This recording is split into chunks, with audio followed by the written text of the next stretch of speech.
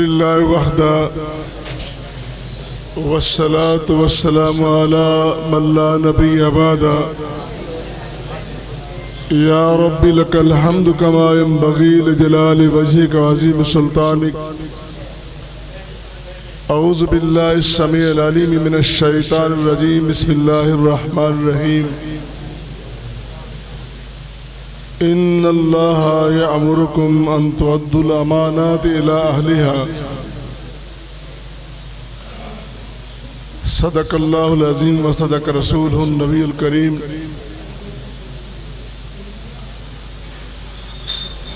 اگر آپ ساتھی چاہتے ہیں کہ یہ پروگرام جلدی اختتام پذیر ہو تو پھر توجہ فرمائیے. یہ ادھر ادھر جو ساتھی پھر رہے ہیں چند منٹوں کے لیے میں لمبا خطاب اور وعظ نہیں کروں گا، صرف حاضری مقصود ہے، لیکن توجہ بہت ضروری ہے. مسجد میں میلے کا سامان ہی ہونا چاہیے. شوق سماعت لے کے آئیں اور شوق سماعت لے کے بیٹھیں، اور ہم یہاں سے جب جائیں تو کچھ لے کے جائیں. اس لیے میری گزارش ہوگی کہ چند منٹ آپ توجہ فرمائیں. قرآن کریم کی آیت مبارکہ کا کچھ حصہ جو میں نے آپ کے سامنے تلاوت کیا ہے، آج کے دنوں میں اگر یہ آیت مبارکہ پڑھیں تو فوراً ذہن میں آتا ہے کہ خطیب ہمیں ووٹ کے بارے میں کچھ بتائے گا کہ امانتیں اہل کے سپرد کرنی ہیں. یقیناً یہ آج کا موضوع ہے. ہر بندے کا یہ تصور ہے اور خیال ہے کہ ایسا ہونا چاہیے، یقیناً ہونا بھی چاہیے. اللہ ہمیں توفیق دے ہم ووٹ دیتے وقت یہ خیال اور تصور کریں کہ ہم جو امانت سپرد کر رہے ہیں اپنے اہل کو دے رہے ہیں. پھر اس کے بعد آواز نہیں بھی توجہ ادھر ذرا، اگر گفتگو کرنی ہے تو باہر چلے جائیں. اس کے بعد منتخب نمائندوں کو بھی چاہیے کہ جو امانت ان کے سپرد کی گئی ہے منصب کی، اعزاز کی، وہ اس کے ساتھ کہاں تک وفا کرتے ہیں. یہ بات بڑی اہم اور مسلمہ ہے. لیکن اس امانت کے تصور کے بعد دوسرا جو بڑا تصور ہمارے ہاں ابھرتا ہے وہ یہ ہے کہ اگر کسی کے پاس مال رکھا جائے، امانت سونپی جائے، تو اس کو اس میں خیانت نہیں کرنی چاہیے.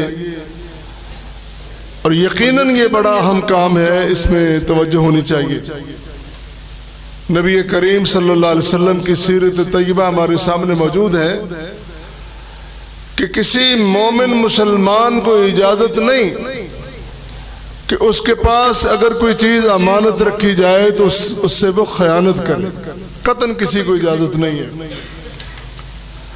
اور فرمایا لا ایمان لمن لا امانت لہ. یہ صرف لیڈروں کے لیے نہیں، سربراہوں کے لیے نہیں، صدر کے لیے نہیں، وزیر اعظم کے لیے نہیں.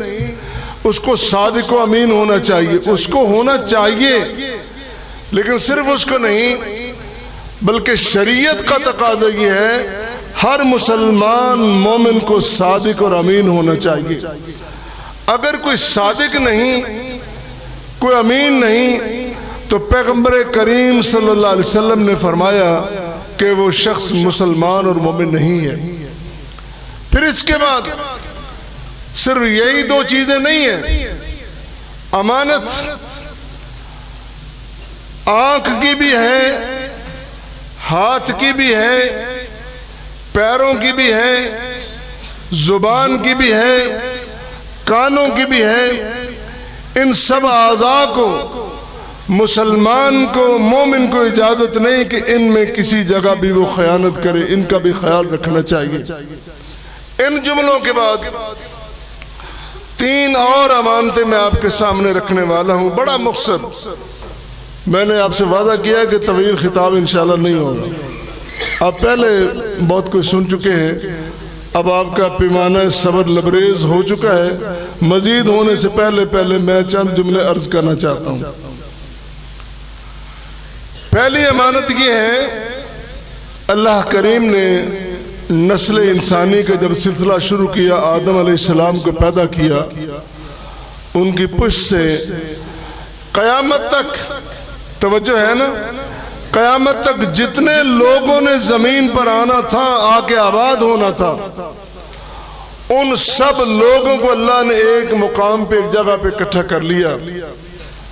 اور اللہ تعالیٰ نے ایک وعدہ لیا، فرمایا بتاؤ مجھے، الست بربکم، کیا میں تمہارا پروردگار ہوں کہ نہیں؟ کیا میں تمہارا داتا ہوں کہ نہیں؟ کیا میں تمہارا مشکل کشا ہوں کہ نہیں؟ کیا میں تمہارا حاجت روا ہوں کہ نہیں؟ کیا تسلیم کرتے ہو کہ نفع دینے والی ذات بھی میری ہے، نقصان وہ بھی میرے پاس ہے، کامیابیاں بھی میرے پاس ہیں، تمام تر اختیارات میرے پاس ہیں. الست بربکم، تو جواب کیا آیا؟ قالو، سب نے کہا بلا، کیوں نہیں؟ اللہ ہم وعدہ کرتے ہیں کہ تو ہمارا داتا و پروردگار، مشکل کشا و حاجت روا ہے. یہ توحید کی امانت جو اللہ نے ہمارے سپرد کی ہے، جس کے متعلق کسی نے کہا توحید کی امانت ہے سینوں میں ہمارے، آسان نہیں مٹانا نام و نشاں ہمارا. کیا ہم نے اس امانت میں کئی خیانت تو نہیں کی ہے؟ ہمیں اپنا جائزہ لینا چاہیے، اپنے آپ کا، اپنے گھروں کا، اپنے محلوں کا، اپنے سماج کا، اپنے معاشرے کا، اپنے وطن کا، کہ کہیں اس امانت میں خیانت تو نہیں ہو رہی. اگر نہیں ہے خیانت پھر تو مبارک ہو، لیکن اگر کہیں خیانت ہو رہی ہے پھر ہمیں چکنا ہونا ہوگا، ہمیں اپنی ذمہ داری کو بآسن طریقے سے نبھانا ہوگا. دوسری بات، پہلا اجتماع عام تھا، اس میں ساری انسانیت کو، بنی آدم کو، بنی نوع انسان کو، سب کو اکٹھا کیا گیا. دوسرا اجتماع وہ VIP تھا، اس میں عام لوگ نہیں تھے، صرف نبیوں کو بلایا گیا.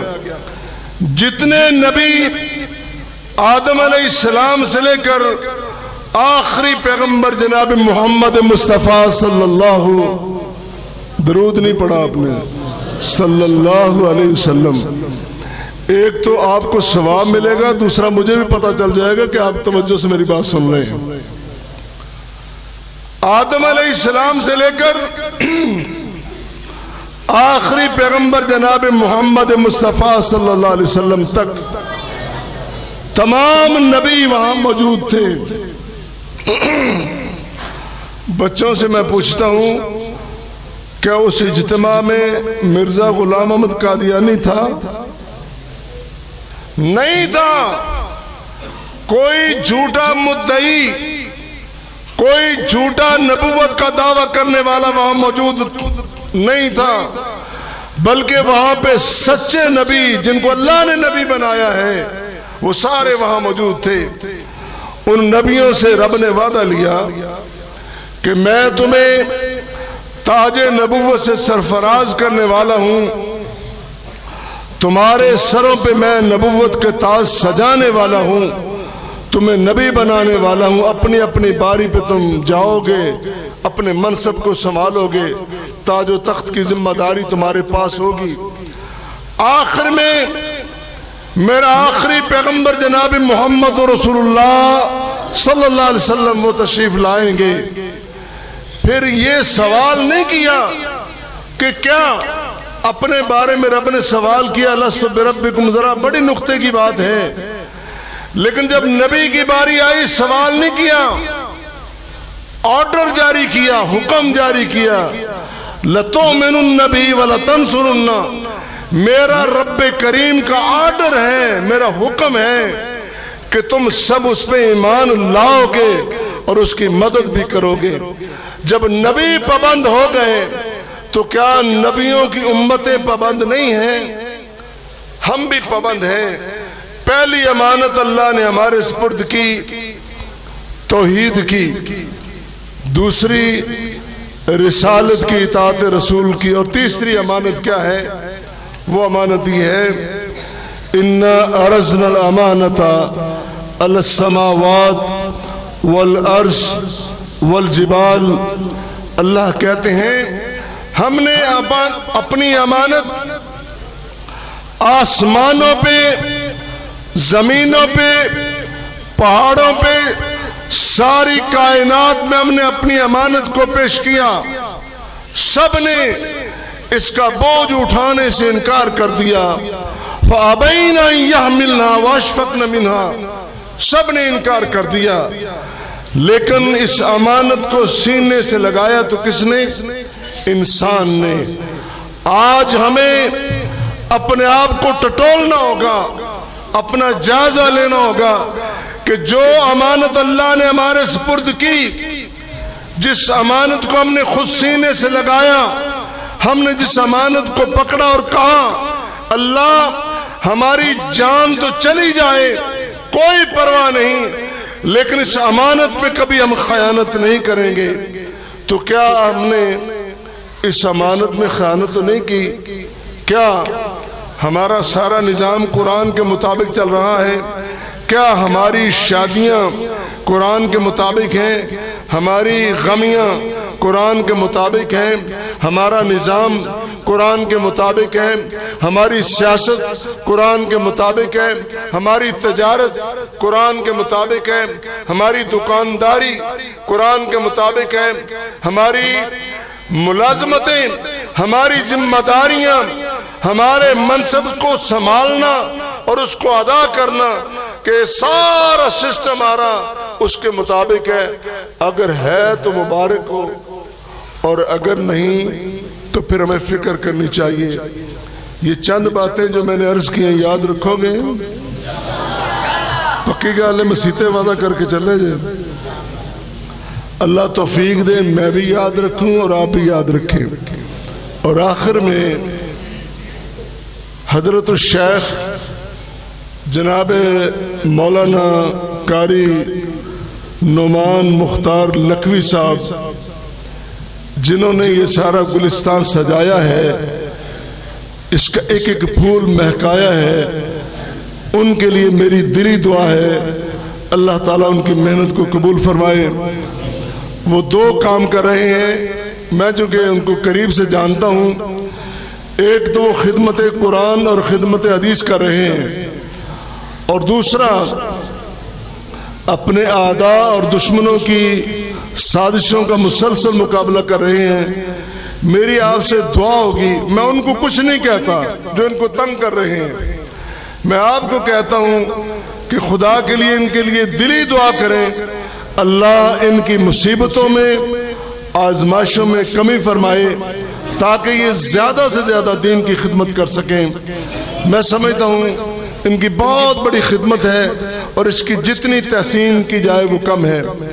اور پھر ان کے ساتھ آج کے اس مسابقے میں جن حضرات نے حق انصاف ادا کیا ہے، ان کو بھی میں مبارکباد پیش کرتا ہوں کہ آپ نے بڑا عظیم کام کیا ہے۔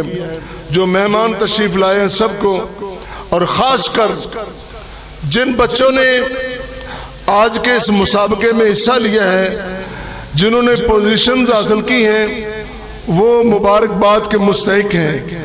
اور اگر کسی کو پوزیشن نہیں ملی، پریشان نہیں ہونا، مایوس نہیں ہونا، بلکہ آپ نے اثر نو پھر محنت کرنی ہے اور یہ تہیہ کرنا ہے کہ انشاءاللہ یہ جو مجھے پوزیشن نہیں ملی، اگلی باری یہ پوزیشن میرے پاس ہوگی۔ اس کے لیے حسد نہیں کرنا، رش کرنا ہے اور محنت کرنی ہے۔ اور جو بندہ بھی محنت کرتا ہے، ہمارا مسلمانوں کا عقیدہ ہے اللہ اپنے کسی بندے کی محنت کو رائے گاں جانے دیتا نہیں جانے دیتا۔ اس یقین کے ساتھ اپنے پھر تیار ہو کے آنا ہے۔ اللہ آپ سب کو کامیاب فرمائے۔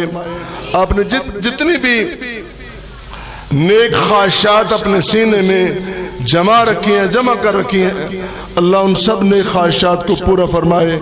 وآخر دعوانا ان الحمدللہ رب العالمین۔